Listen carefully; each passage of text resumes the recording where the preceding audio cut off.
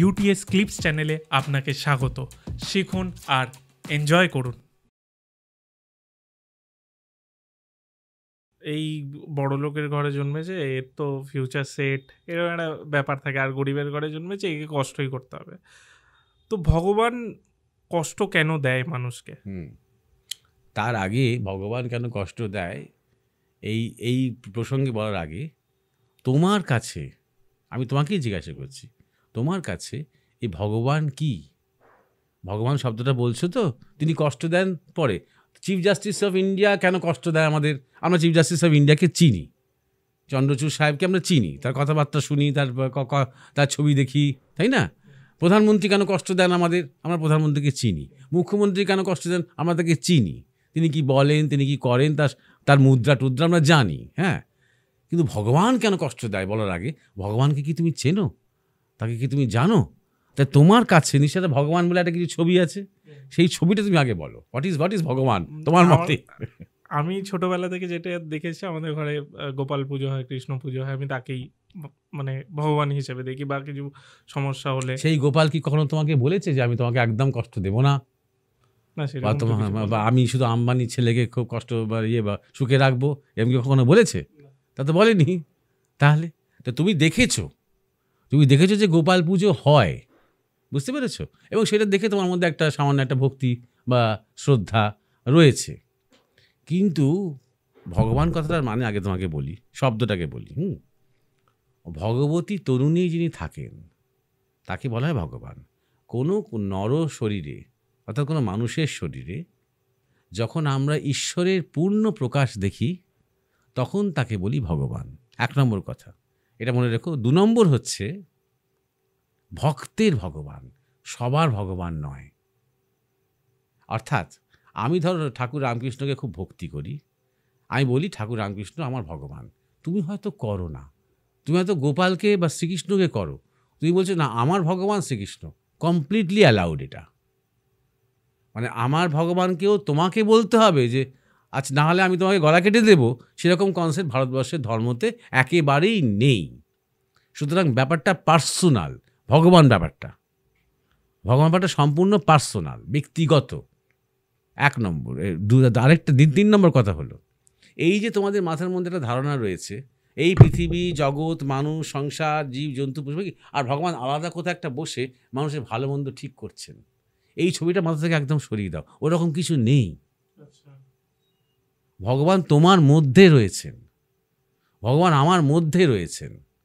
পার্থক্যটা কি আমরা জানি না।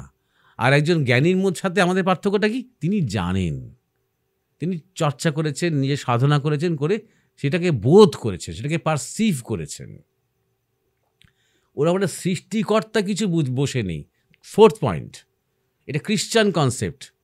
আমি আজকে যেভাবে ভগবান নিয়ে কথা বলছি না, আমরা একটা খ্রিশ্চান কনসেপ্ট নিয়ে কথা বলছি। খ্রিশ্চান কনসেপ্টে গড, এই গডের কোনো বাংলা প্রতিশব্দ নেই, খেয়াল রেখো। গডের বাংলা ভগবান নয়। হ্যাঁ, গড তিনি 7 দিনে পৃথিবী, এই জগৎ সৃষ্টি করেছেন। এই একই কনসেপ্ট তোমার জুডাইজমেও, ইসলামেও, মানে এগুলোকে সব সেমেটিক রিলিজিয়ান্স বলে, একে একই কনসেপ্ট। 7 দিনে let there be light and there was light. God বললেন লাইট হোক, লাইট হলো। করতে করতে এক এক করে তিনি সূর্য, চন্দ্র, অন্তরিক্ষ, পৃথিবী, তারপরে নদী, নালা সব তৈরি করে লাস্টে তিনি মানুষ তৈরি করলেন। 7 ডেতে তিনি বিশ্রাম নিলেন, তাই সানডে। বুঝতে পারছো? বিশ্রাম নিলেন। এই হচ্ছে তিনি স্রষ্টা, তার জন্য একটা ওয়ার্কশপ রয়েছে। তিনি করছেন, তিনি ভাবছেন, তিনি কলকাঠি নাচছেন, আর হচ্ছে। এটা একটা অ্যাবসার্ড, মানে একদম ছেলে মানুষই এই কনসেপ্টটা।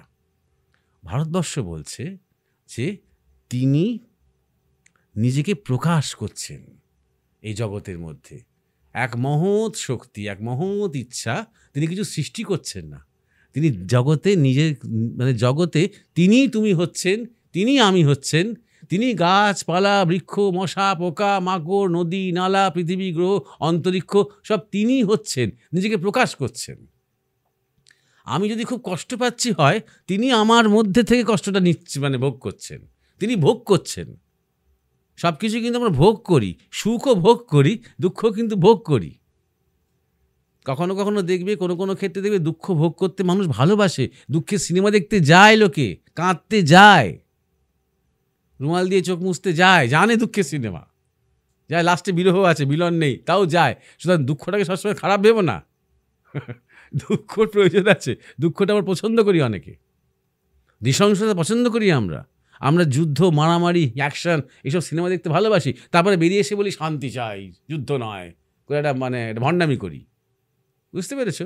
সুতরাং সব কিছু ঈশ্বর, আমাদের যে ঈশ্বর সেই কনসেপ্টে, সেই ঈশ্বর সৃষ্টিকর্তা নন, তিনি সৃজন করছেন, তিনি নিজেকেই বিলিয়ে দিচ্ছেন, নিজেকেই তিনি প্রকাশ করছেন, ম্যানিফেস্ট করছেন, নিজেকেই জানার জন্য, নিজেকে নিয়েই খেলা করার জন্য। যেমন ধরো তুমি একটা কবিতা লিখছো, সেই কবিতা অনেক ক্যারেক্টার, ক্যারেক্টারগুলো তুমিই সৃষ্টি করছো, প্রত্যেকটা ক্যারেক্টারের মধ্যেই তুমি একটু একটু আছো। সেই দুর্যোধনের মধ্যেও তুমি একটু আছো, শকুনির মধ্যেও আছো, যুধিষ্ঠিরের মধ্যেও আছো, অর্জুনের মধ্যেও তুমি আছো। কেন? এনজয় করছো তুমি, তুমি দুর্যোধন হচ্ছ। যখন দুর্যোধন ক্যারেক্টারটাকে নিয়ে তুমি লিখছো, তুমি হচ্ছ দুর্যোধন, তুমি হচ্ছ যুধিষ্ঠির। কেন? আস্বাদন করছো বলে। তুমি নিজে আছো হয়তো কৃষ্ণস্থিতিতে, বুঝতে পারছো, আর তুমি পুরো মহাভারত রচনা করছো, কারণ তোমার মজা, এটা তোমার আনন্দ করে, শেষে গিয়ে তুমি সব আবার গিয়ে মেলাচ্ছ। শেষে তার পূর্ণতা কখন হচ্ছে? যখন তিনি নিজেই নিজেকে জানছেন এই সমস্ত লীলার মধ্যে দিয়ে। বুঝতে পেরেছো? এইটা ভালো করে একটুখানি মাথার মধ্যে ঢুকিয়ে নাও, তাহলে তুমি বুঝতে পারবে তোমার যে দ্বিতীয় যে জিজ্ঞাসা ছিল যে ভগবান কেন কষ্ট দেয়। এরকমই বিভিন্ন আরও ক্লিপস পাওয়ার জন্য, আরও বিষয়ে জানার জন্য আমাদের এই চ্যানেল ইউটিএস ক্লিপসকে অবশ্যই সাবস্ক্রাইব করুন।